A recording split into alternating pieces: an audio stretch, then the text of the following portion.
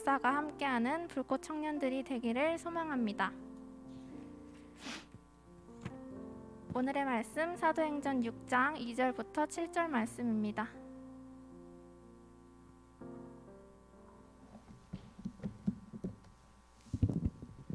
네, 오늘 말씀을 한번 보도록 하겠습니다. 사도행전 6장의 말씀이고요. 2절에서 7절까지의 말씀입니다. 네, 제가 짧으니까 제가 읽어드릴게요. 눈으로 귀로 잘 따라오시면 감사하겠습니다. 사도행전 6장 2절로 7절의 말씀입니다. 12사도가 모든 제자들을 불러 이르되 우리가 하나님의 말씀을 제쳐놓고 접대를 일삼는 것이 마땅하지 아니하니 형제들아 너희 가운데서 성령과 지혜가 충만하여 칭찬받는 사람 7을 택하라. 우리가 이 일을 그들에게 맡기고 우리는 오로지 기도하는 일과 말씀 사역에 힘쓰리라 하니 온 무리가 이 말을 기뻐하여 믿음과 성령이 충만한 사람 스데반과 또 빌립과 브로고로와 니가노르와 디몬과 바메나와 유대교회에 입교했던 안디옥 사람 니골라를 택하여 사도들 앞에 세우니 사도들이 기도하고 그들에게 안수하니라. 하나님의 말씀이 점점 왕성하여 예루살렘에 있는 제자의 수가 더 심히 많아지고 허다한 제사장의 무리도 이 도에 복종하니라. 아멘. 네, 반갑습니다. 오늘도 예배에 오신 우리 모든 청년분들을 축복하고 환영합니다. 먼저 우리 말씀 듣기 전에 제가 잠깐 기도하고 시작하겠습니다. 기도하겠습니다. 살아서 역사하시는 주님, 오늘도 주님 앞에 나왔습니다. 우리가 하나님을 바라보게 하시고 온전히 주님과 함께 예배하는 귀한 시간이 될 수 있도록 함께하여 주시옵소서. 오늘 이 시간 은혜의 시간이 되길 소망하오니 주님의 성령님 함께 하시고 이 자리에 모인 우리 청년들 주님의 사랑과 은혜에 넘치는 그런 귀한 은혜의 삶을 살 수 있도록 함께 역사해 주시옵소서. 감사합니다. 이 모든 말씀 예수 그리스도의 이름으로 기도합니다. 아멘. 네, 오늘은 우리 아까 은사자매님이 말씀하셨지만 성령 강림 주일입니다. 그리고 또한 존 웨슬리 목사님의 회심 기념 주일이라고 합니다. 함께 말씀을 나눌 때 우리의 마음속에 또한 이 자리에 그리고 온라인으로 참여하는 많은 우리 청년들 있는 그 각 처소까지 성령님의 임재하심을 기다리시고 또한 소망하시고 우리가 매년 성령 강림절을 맞이하는데 이 성령 강림절을 맞이할 때마다 새롭게 성령의 은사를 사모하시고 또한 능력 있는 그리스도인의 삶의 모습으로 마음과 정성을 다하는 여러분 되기를 축복합니다. 여러분들에게 질문 하나 드리고 싶어요. 여러분들은 지금 성령 충만해 계십니까? 대답은 안 하셔도 되고요. 생각만 하시면 됩니다. 성령 충만해 있다고 생각하시나요? 혹시 그렇다면 무엇을 가지고 성령이 충만하다고 말씀하실 수 있겠습니까? 어떤 것을 가지고? 그러면 여기서 성령 충만이라는 것은 어떤 것을 말하는 것일까요? 우리가 함께 말씀을 나눠볼 텐데 함께 읽은 본문 말씀은요, 예루살렘 교회에서 12사도가 있습니다. 12사도 이외에 그들을 돕는 일꾼들을 뽑는 내용을 기록하고 있는 게 오늘 함께 읽은 본문의 말씀이에요. 자, 그 중에 우리에게는 너무나도 익숙한 스데반 집사의 이름도 있습니다. 이 스데반 집사 다 아시죠? 많이 들어보셨을 거예요. 이 집사도 사도들을 도와서 일하는 일꾼이었습니다. 그리고 뽑히게 되었죠. 그런 그를 뭐라고 얘기하냐면 오늘 성경에는 성령이 충만한 사람이라고 말하고 있습니다. 근데 왜 예루살렘 교회에서 12사도나 있는데 왜 집사들을 필요로 했을까요? 이때 시대 예루살렘 교회 안에는요, 믿는 사람의 수가 점점 늘어났습니다. 성도의 수가 늘어났다는 것이죠.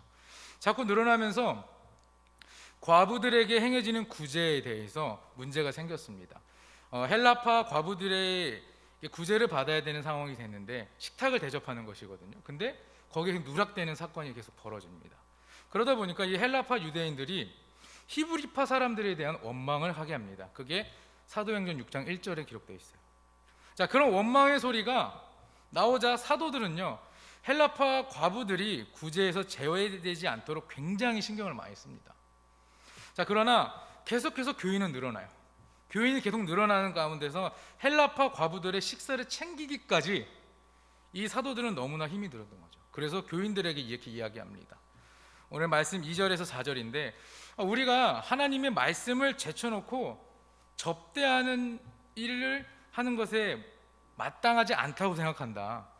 그러니 여러분 가운데서 성령과 지혜가 충만한 사람, 그리고 칭찬받는 사람 7을 택하자고 말합니다. 자, 이 일은요 그들에게 맡기자. 그래서 그들을 뽑아서 그들에게 구제하는 일을 맡기자라고 말합니다. 그래서 우리 12사도는 오로지 기도하는 일과 말씀 사역에 힘쓰겠다 이렇게 말하고 있습니다. 그래서 이 예루살렘 교회에 모든 무리가 모여서 사도들과 함께 그 일할 7집사, 일꾼들을 뽑습니다. 자, 그런데 7집사를 뽑는 기준이 있죠. 그냥 아무나 뽑을 수는 없으니까요. 자, 그게 아까 읽었던 3절 말씀에 나오는데 성령과 지혜가 충만하여 칭찬받는 사람 7을 택하라. 우리가 이 일을 그들에게 맡긴다라고 합니다.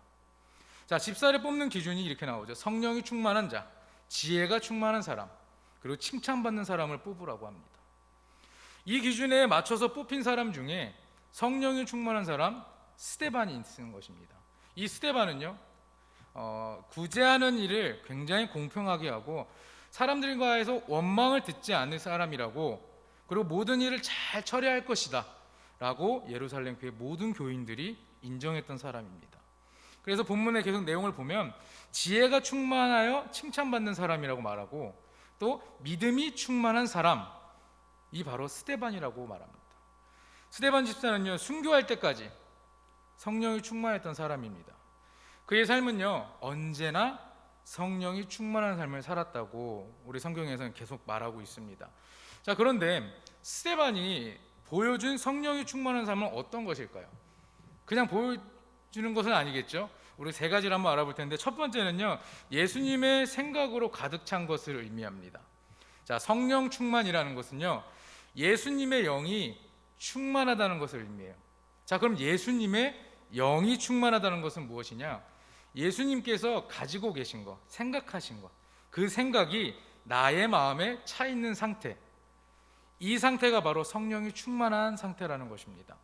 자, 그러면 예수님이 갖고 계신 생각이 어떤 것인데 그거를 우리가 마음속에 가지고 있어야 될까? 자, 복음서에서는요 이렇게 나타납니다. 예수님의 관심은요 언제나 하나님 나라였다고 기록해요. 그리고 하나님 나라는요 한 영혼을 구하는 일에부터 시작한다 이렇게 기록하고 있습니다. 한 영혼을 구하기 위해서는요 천하보다 귀하게 여기고 사람에 대한 거짓 없는 사랑이 있어야 된다고 해요. 다른 사람들을 무시하고 또한 귀하게 여기지 않는 사람, 그런 사람들이 너무나 많죠. 근데 예수님은 그런 사람들이 무시했던 사람, 귀하게 여기지 않았던 사람들을 위해서 하늘의 보좌를 버리고 이 땅에 오신 것입니다.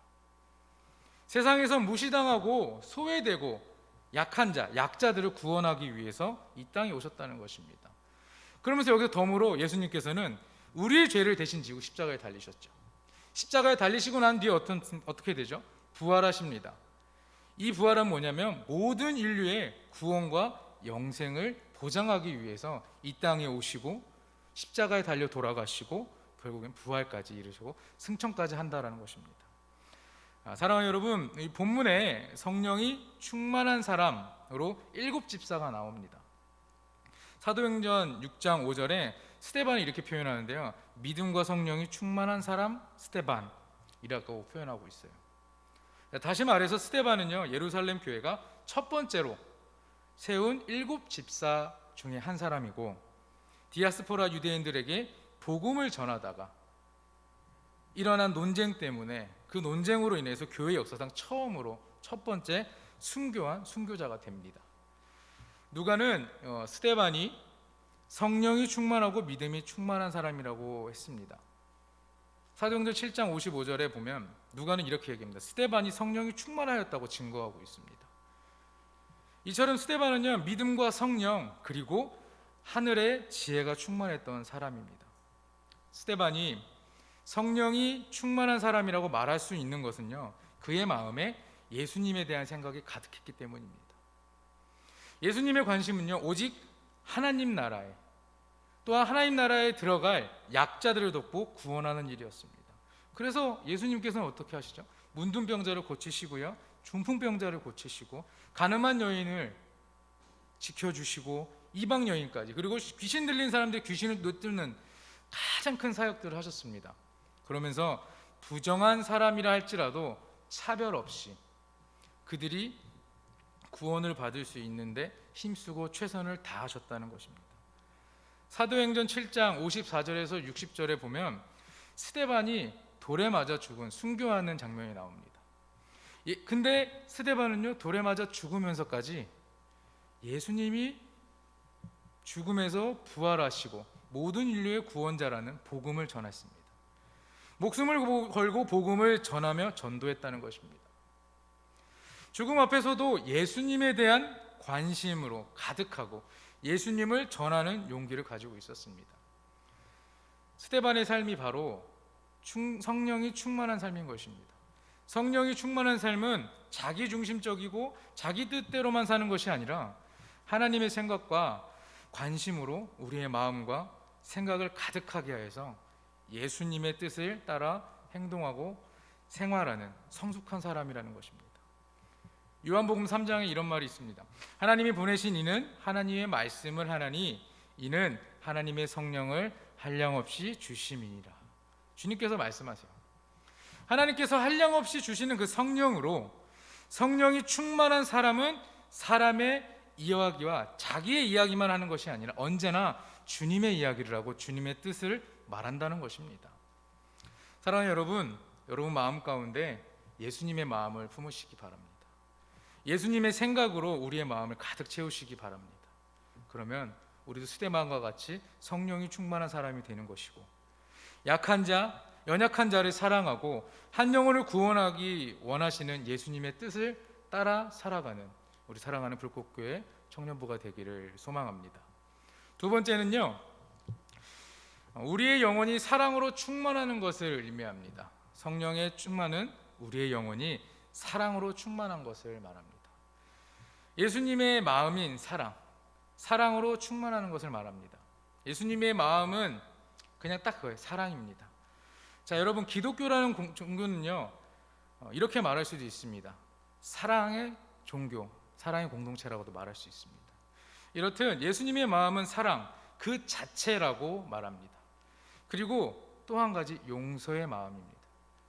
죄인을 용서해 주시는 이도 예수 그리스도인 것입니다. 예수님은 사랑으로 가득 차 계신 분입니다. 성령 충만했던 스데반의 모습은 어떤 모습이었을까요? 사람들이 자신을 성 밖으로 밀어내려고 했습니다. 그러나 스데반은 그들을 원망하지 않았어요. 오히려 그 원수들을 위해 계속 기도했습니다. 그들이 던진 돌에 머리가 맞아 터지고 살이 찢겨져 나가고 죽어가면서까지 자신에게 돌을 던진 그들을 용서했다는 것입니다. 그들의 영혼을 더 사랑하였기 때문에 나를 죽이려 하는 저들의 위에 기도할 수 있었던 것입니다. 사도행전 7장 60절에 주여 이 죄를 그들에게 돌리지 마옵소서. 이 고백은 스데반이 한 고백입니다. 언제요? 돌에 맞아서 죽기 직전에. 참 돌을 엄청 큰 걸 던지지 않는 이상, 그렇죠? 이게 쉽게 그렇지 않겠지만 그런 상황 가운데서 자신의 고통을 주고 아픔을 주고 있는 사람들에게 하나님께 이렇게 해요. 주여 이 죄들을 그들에게 돌리지 말아달라고 고백합니다. 자신의 돌로 쳐 죽이려고 하는 자들을 전혀 원망하지 않았어요. 오히려 스데반은 저들의 죄를 용서해달라고 기도합니다. 여러분, 성령이 충만하다는 것은요, 주님의 마음으로 내 마음을 채우는 것인데 우리 주님의 마음에는 용서와 사랑이 있기 때문에 우리도 그 예수님의 마음에 가득 찬 용서와 사랑으로 우리의 마음을 채우며 나아가는 것입니다. 그러므로 성령의 충만은 예수님의 마음처럼 사랑하고 용서하고 다른 주변에 있는 친구들의 주변 사람들의 그런 단점을 덮어가며 마음으로 말하는 것을 말합니다. 많은 능력을 행한다고 해도 사랑함과 용서함이 없다는 것은 그것은 성령의 충만함의 열매가 아닌 것을 우리는 기억해야 할 것입니다. 하나님의 명령으로 이스라엘 백성들을 출애굽시켰던 모세가 있죠. 자, 모세는요 이스라엘 백성을 위해서 희생했습니다. 그리고 많은 고생을 했죠. 그런데 백성들은요, 여러분 아시고 출애굽기부터 쭉 보시면 출애굽 사건 이후로 힘든 상황들이 계속 찾아옵니다. 백성들에게 광야에서. 그럴 때마다 문제가 생길 때마다 모세와 하나님을 원망하고 불평했어요. 불신앙적인 모습을 보였던 이 이스라엘 백성들을 위해서 모세는 이럴 때마다 무릎 꿇고 기도했습니다. 하나님 앞에. 심지어는 자신의 목숨을 헌신해서라도 이 백성들을 살려달라고 기도했어요.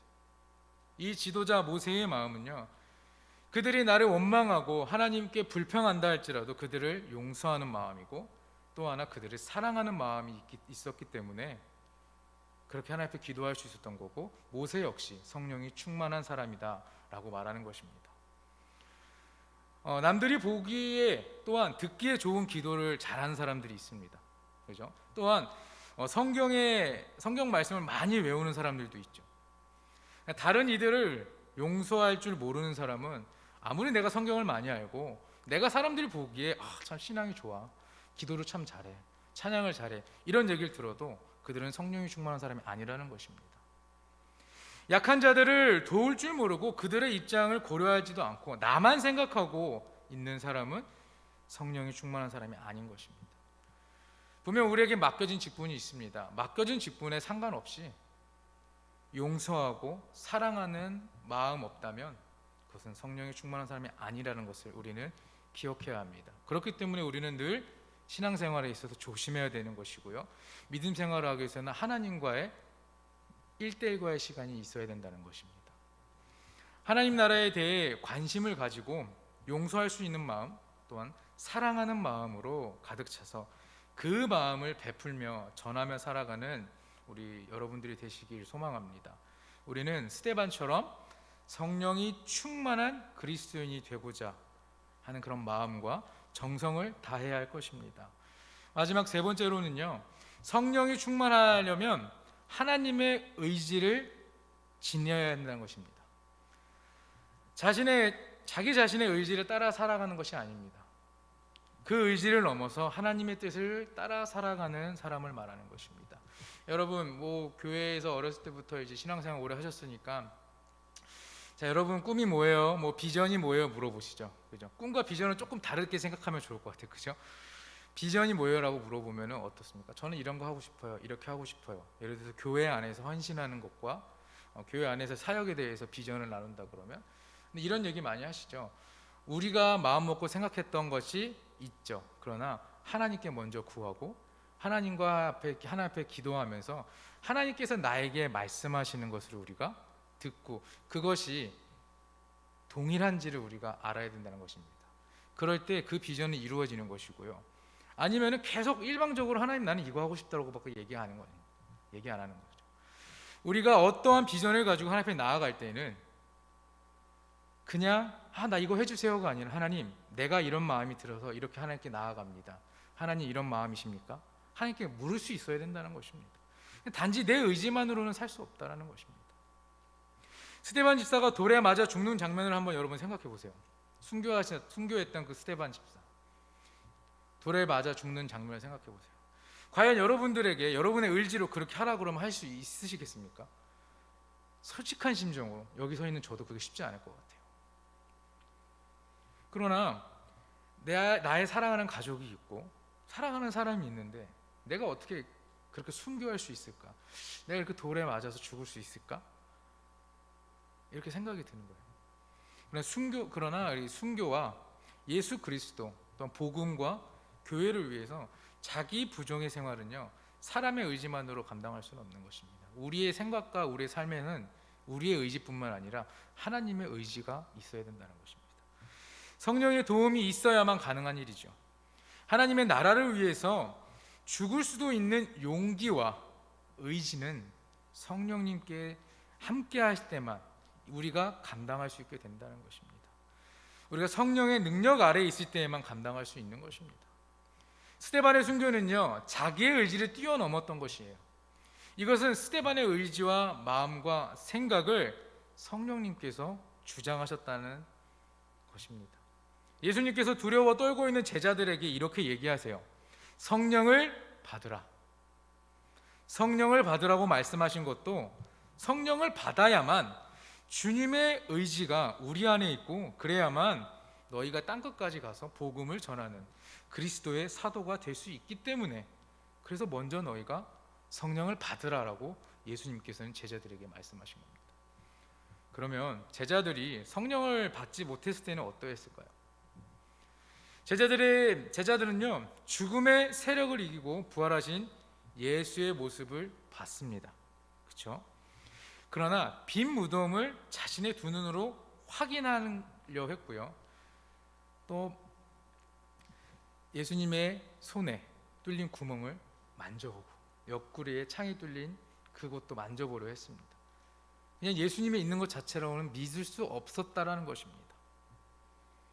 갈릴리로 내려가서 제자들은 다시 고기를 잡으러 바다로 갔어요. 그러나 오순절을 기하여 성령의 충만한 역사가 제자들에게 임하면서 제자들의 의지를 성령님께서 책임져 주시고, 그러면서 하나님의 나라를 위해서 복음을 전하는 사람으로 변했다는 것입니다. 기름에 팔팔 끓는 가마솥에 들어가고 예수님과 동일하게 십자가에 달려 죽을 수 없게 거꾸로 매달려 죽고, 이런 것이 바로 성령으로 변화된 사람의 삶이라는 것입니다. 사랑하는 우리 불꽃교회 청년 여러분, 성령이 충만하면 우리의 마음에 예수님의 뜻이 가득 채워질 줄로 믿습니다. 내 뜻과 욕심대로만 살아가는 것이 아니라 성령이 충만하여짐으로 오직 예수 그리스도만을 위해서 살아가시기 바랍니다.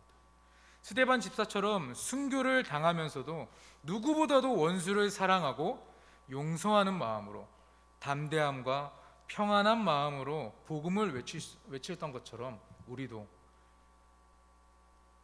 하나님의 복음을 올바르게 전하는 자들이 되었으면 좋겠습니다. 성령 받는다는 것은요, 방언을 말하고 예언을 하고 병을 고치는 능력을 행하기 위해서만이 아닙니다. 전도를 통해서 한 영혼을 구원하기 위해서, 다 그 한 영혼을 구원하기 위해서 주님의 마음을 가지고 용서와 사랑을 베푸는 삶을 살아간다면 성령 받을 수 있게 되는 것입니다. 그리고 나의 약한 의지를 뛰어넘어서 오직 예수 그리스도의 마음으로 하늘의 뜻을 이루는 삶을 살기 위해서 성령의 충만함을 받아야만 하는 것입니다. 그러니 이제부터는 성령의 충만을 받고자 사모하고 갈망하는 여러분이 되시기 바랍니다. 성령의 충만은 예수님의 마음을 품는 것입니다. 예수님이 같은 생각을 하는 것이고요, 내 생각을 넘어서서 하나님의 뜻대로 살아가는 것입니다. 스데반은 그러했습니다. 제가 지금 여러분들에게 스데반처럼 순교하라고 말하진 않겠습니다. 그러나 여러분의 삶 가운데에서 제가 보는 것이 아니고요, 우리 가족이 보는 것이 아니고요, 하나님 보시기에 합당한 자녀들이 되기를 바랍니다. 그러면 우리는 성령 충만한 삶을 살게 될 것이고요, 그 마음으로 많은 이들에게 올바른 주님을 전할 수 있는 귀한, 우리 이렇게 12사도를 도와서 일했던 성령과 지혜가 충만하고 칭찬받는 그런 7 집사들이 되는 그런 축복을 누리는 삶을 살기를 간절히 원합니다. 기도하겠습니다. 사랑하는 하나님, 우리 청년들에게 성령을 단비처럼 내려주시옵소서. 오늘은 성령 강림주일로 나와서 이곳을 예배하는 우리들에게 성령을 충만히 내려주시고 거듭나게 하시고 하나님께서 쓰시는 거룩한 성도가 되기 원합니다. 성령님께서 우리와 함께 하신다는 것을 절대 잊지 말고 하나님의 뜻대로 살게 하옵소서.